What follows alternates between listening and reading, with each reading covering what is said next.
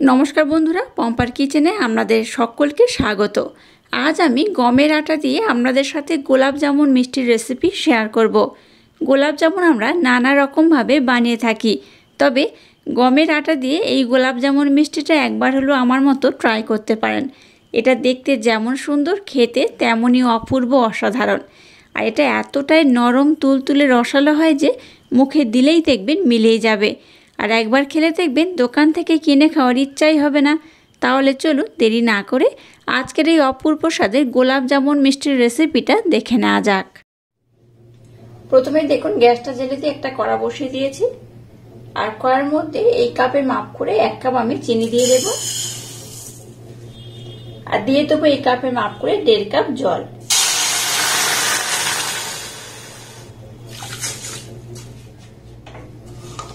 গ্যাসের ফ্লেমটাকে low to medium দিয়ে এবার এখানে একটা শিরা আমি বানিয়ে নেব। এই শিরাটা খুব যেমন পাতলা হলে হবে না, আবার খুব ঘন হলেও হবে না, জাস্ট একটু হালকা চিটচিটে ভাব হবে, সেইভাবে এই শিরাটা বানিয়ে নিলেই হবে।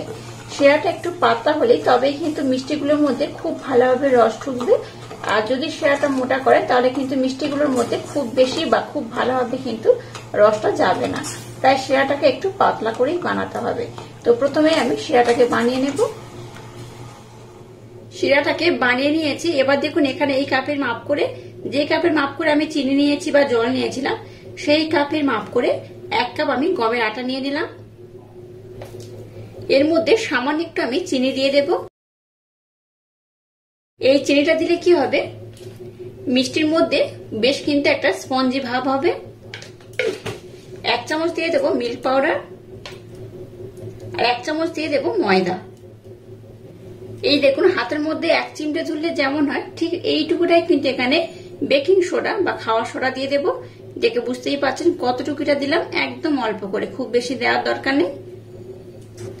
এবার সমস্ত শুকনো উপকরণ একটু নাড়াচাড়া করে আমি মিক্স করে নেব। আজকের গমের আটা দিয়ে যে গোলাপ জামুন মিষ্টি বানাবো আশা করছি আপনাদের ভীষণ ভালো লাগবে। সমস্ত শুকনো উপকরণ দেখুন একটু ভালোভাবে আমি মেখে নিলাম। এবার এখানে দিয়ে দেবো 1 চামচ ঘি। ঘিটা দিয়ে আবারও আমি সমস্ত উপকরণ একটু ভালোভাবে মেখে নেব। এখানে সাদা তেল ব্যবহার করতে পারেন, তবে তেলের পরিবর্তে ঘি দিয়ে বানালে মিষ্টিটা কিন্তু বেশি টেস্টি হবে। তো এবার দেখুন এটাকে আমি খুব সুন্দর ডলে ডলে এইভাবে মেখে নেব। সমস্ত শুকনো উপকরণ দেখুন খুব ভালোভাবে মেখে নিয়েছে, ভালোভাবে ময়াম দিয়ে নিয়েছি। এই দেখুন এইভাবে চাপ দিলে মুঠি হবে, আর এইভাবে একটু প্রেসার দিলে কিন্তু এইভাবে কিন্তু ভেঙে যাবে।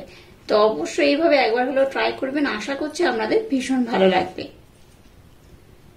এবার এখানে সামান্য একটু জল নিয়েছি, ওই কাপটার মাপ করে 1 কাপ। তো যতটা জল লাগবে আমি ততটা দিয়ে মেখে নেব।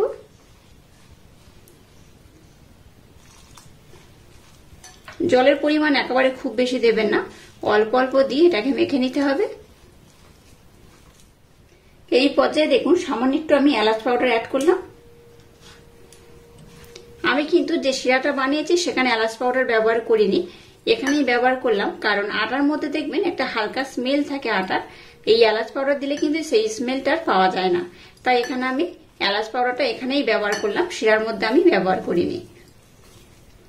এবার দেখুন মিশ্রণটাকে এইভাবে একটু চিটচিটে করে মেখে নিতে হবে। দেখুন দেখে বুঝতেই পারছেন কেমন চিটচিটে করে মেখেছি, এইভাবে চিটচিটে করে মেখে নিতে হবে। আবার এখানে 1/2 চামচ আমি ঘি দিয়ে দিলাম। ঘিটা দিয়ে আবার একটু মেখে নেব। ঘিটা দিয়ে দেখুন আবারও আমি সমস্ত উপকরণ খুব ভালোভাবে মেখে নিয়েছি। এবার আমি মিশ্রণটাকে আমি 2 থেকে 3 মিনিটের জন্য রেস্টে রাখবো, খুব বেশি রাখার দরকার নেই। 2 থেকে 3 মিনিট পরে আমি হাতটা ধুয়ে নেব, আর এই মিশ্রণটা ততক্ষণে দেখবেন একটু কিন্তু ভালোভাবে টাইট হয়ে যাবে। এইভাবে নরম করে মাখবেন, তাতে করে মিষ্টির রেজাল্টটা পারফেক্ট হবে। এবার আমি হাতটা ধুয়ে নেব, তার মধ্যে এটা কিন্তু বেশ টাইট হয়ে যাবে। এবার দেখুন হাতের মধ্যে একটু আমি ঘি লাগিয়ে নেব। এবার এখান থেকে আমি অল্প অল্প মিশ্রণ নেব, খুব বড় বড় আমি করবো না, একটু ছোট ছোট করে বানাবো, তাতে করে দেখতেও ভালো লাগবে, খেতেও খুব সুন্দর লাগবে। এবার হাতের মধ্যে এইভাবে একটু চেপে চেপে প্রথমে গোল করে নেব। আর এই গোলাপ জামুন মিষ্টিটা একটু আমি লম্বাটে শেপ দেব। এই দেখুন একদম আমি গোল করছি না, আবার খুব লম্বাও করব না, একটু এইভাবেই কিন্তু বানিয়ে নেব। আবার দেখুন এখান থেকে নিয়ে নেব অল্প করে। আপনারা চাইলে একটু ছোট বড় করে কিন্তু বানাতে পারেন, তবে এগুলো কিন্তু যখন আমি ভাজবো ফুলে ডাবল হয়ে যাবে, তাই একটু ছোট ছোট করে আমি বানিয়ে নেব। এইভাবে প্রথমে গোল করে এইভাবে একটু আমি লম্বা শেপ দেবো। এই দেখো, আর সবগুলোকে এইভাবে আমি সুন্দর করে বানিয়ে নেব। দেখুন এই আমি সবগুলোকে বানিয়ে নিয়েছি। এই দেখো, মাত্র 1 কাপ আটা দিয়ে দেখুন কতগুলো মিষ্টি বানানো হয়ে গেছে। চলুন এবার এগুলোকে আমি ভেজে নেব। এবার দেখুন গ্যাসটাকে জেলে দিয়ে একটা কড়ার মধ্যে তেল দিয়ে তেলটাকে মিডিয়াম গরম করেছি। এবার যেগুলো মিষ্টি শেপ দিয়েছি তেলের মধ্যে দিয়ে দেব।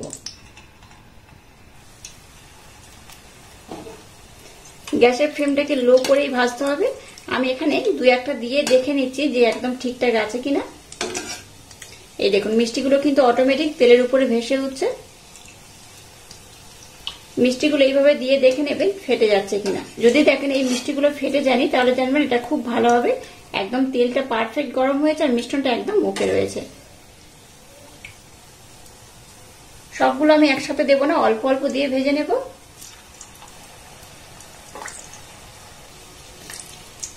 গ্যাসের ফ্লেমটাকে প্রথমে আমি লো দিয়ে একটু ভেজে নেব। এই দেখুন এই যে যখন কালারটা এইভাবে চলে আসবে তখন গ্যাসের ফ্লেমটাকে মিডিয়াম টু একটু হাই দেবো, নতুবা কিন্তু মিষ্টিগুলো তখনই ফেটে যাওয়ার সম্ভাবনা থাকবে। যখনই দেখবেন মিষ্টিগুলো এইভাবে ফুলে যাচ্ছে বা গাটা দেখবেন এইভাবে কালারটা হয়ে গেছে, তখন গ্যাসের ফ্লেমটাকে কিন্তু মিডিয়াম টু একটু হাই দিয়ে কিন্তু এটাকে ভেজে নিতে হবে। দেখুন সবগুলোর গায়ে একটা কালার ধরা শুরু করে দিয়েছে আর একটাও মিষ্টি দেখুন ফেটে যায়নি। একদম লো করে কিন্তু সমস্ত মিষ্টি ভাজতে যাবে না, তাতে করে মিষ্টিগুলো ফেটে যাওয়ার সম্ভাবনা থাকবে। এই গাগুলো একটু লাল হলেই গ্যাসের ফ্লেমটাকে মিডিয়াম টু হাই দিয়ে খুব সুন্দর করে ভেজে নিতে হবে। আর এটাকে এইভাবে অনবরত নাড়াচাড়া করবে, নতুবা কিন্তু একদিকে একটু বেশি লাল হবে আর একদিকে একটু কম লাল হবে। দেখুন আমি এখানে একদম অল্প অল্প দিয়ে ভেজে নিচ্ছি আর কালারগুলো দেখুন কতটা সুন্দর কালার হয়েছে। এই দেখুন কালারগুলো দেখে বুঝতেই পারছেন কত সুন্দর হয়েছে আর একটুও কিন্তু ফেটে যায়নি। আমি যেভাবে বানাচ্ছি আমার মতো ট্রাই করবেন, আশা করছি আমাদের ভীষণ ভালো লাগবে আর প্রত্যেকটা মিষ্টি খুব সুন্দরভাবে হয়ে যাবে। দেখুন মিষ্টিগুলোকে আমি কিন্তু আর খুব বেশি লাল করবো না, খুব বেশি লাল করলে এটা কিন্তু কালো জামুন হয়ে যাবে। যেহেতু আমি গোলাপ জাম বানাচ্ছি তাই কিন্তু এই পর্যায়ে এটাকে আমি উঠিয়ে নেব। একইভাবে এই মিষ্টিগুলোকে ভেজে নেব। দেখুন মিষ্টিগুলোকে একদম ভেজে সাথে সাথে কিন্তু চিনি শিরার মধ্যে দেবেন না, হালকা গরম থাকবে আর এইভাবে মিষ্টিগুলোকে হাতে নিতে পারবেন। এইরকম হালকা ঠান্ডা করে তারপর এটাকে আমি শিরার মধ্যে দিয়ে দেব। এদিকে দেখুন শিরাটা ঠান্ডা হয়ে গেছিল, তাই শিরাটাকে আবার আমি গ্যাসের মধ্যে বসিয়ে দিয়েছি আর এই মিষ্টিগুলোকে এবার আমি শিরার মধ্যে দিয়ে দেব।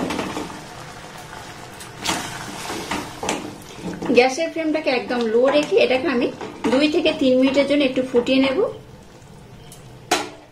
গ্যাসের ফ্লেমটাকে একদম লো দিয়ে দেখুন এটাকে আমি খুব সুন্দর করে কিন্তু ফুটিয়ে নিয়েছি 2 থেকে 3 মিনিট ধরে। এবার দেখুন এইভাবে হাত দিয়ে বুঝতে পারবেন যেটা কিন্তু একটু নরম হয়ে গেছে, একদম হালকা নরম হয়েছে। এই পর্যায়ে আবার আমি ঠান্ডা জল অল্প একটু দিয়ে দেব। যেহেতু শিরাটা অনেকটাই ঘন হয়ে গেছে তাই একটু পাতলা করার জন্য একটু আমি জল দিয়ে দিয়েছি। এবার আমি গ্যাসটাকে বন্ধ করে দিলাম। এবার এটাকে আমি ঢাকা দিয়ে 2 থেকে 3 ঘন্টার জন্য রেখে দেবো, তাতে করে দেখবেন মিষ্টিগুলো বেশ নরম হয়ে যাবে। আর যদি রাত্রে বানান তাহলে ওভারনাইটের জন্য রেখে দেবেন, তাতে করে মিষ্টিগুলো কিন্তু ফুলে ডাবল হয়ে যাবে আর খুব ভালোভাবে শিরাটাকে অ্যাবজর্ব করে নেবে। এবার এটাকে আমি 3 ঘন্টার জন্য রেস্টে রেখে দেবো, তারপর আমি আপনাদের দেখাবো এই মিষ্টিগুলো কত সুন্দর হয়েছে। দেখুন মিষ্টিগুলোকে আমি কত সুন্দর করে বানিয়ে নিয়েছি। 3 ঘন্টা পর আমি আপনাদের দেখাচ্ছি। দেখুন মিষ্টিগুলো কতটা সুন্দর নরম হয়ে গেছে, তুলতুলে হয়ে গেছে। দেখলেই বুঝতে পারবেন এটা কতটা নরম তুলতুলে রসালো হয়েছে। একবার হলো ট্রাই করবেন, আশা করছি আপনাদের ভীষণ ভালো লাগবে। গমের আটা দিয়ে এত সুন্দর যদি গোলাপ জামুন মিষ্টি বানানো যায় তাহলে দোকান থেকে আর কিনে খাওয়ার দরকারই পড়বে না। এই দেখুন কত সুন্দর হয়েছে, আমি দেখাচ্ছি। দেখুন এটা কতটা নরম তুলতুলে রসালো হয়েছে। এইভাবে একবার হলো ট্রাই করবেন, আশা করছি আপনাদের ভীষণ ভালো লাগবে। এই দেখুন কতটা রসালো হয়েছে।